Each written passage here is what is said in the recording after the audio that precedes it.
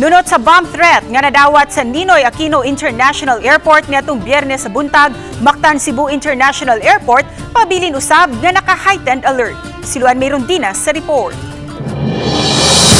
Gipaubos paghihapon karon sa Alert Level 1 ang Mactan Cebu International Airport. Kini human makadawat og kasayuran gikan sa Civil Aviation Authority of the Philippines kabahin sa bomb threat nga ilang nadawat.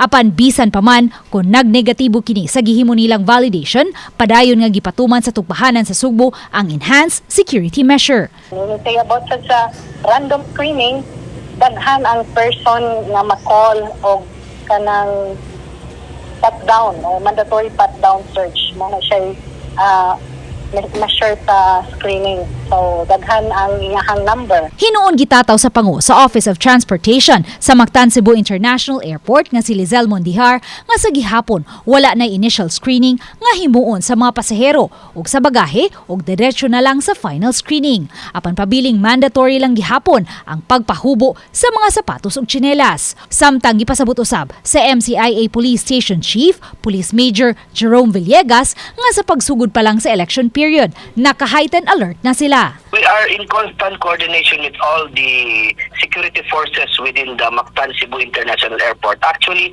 regular namin itong ginagawa na nagpapamiting sa mga security agencies.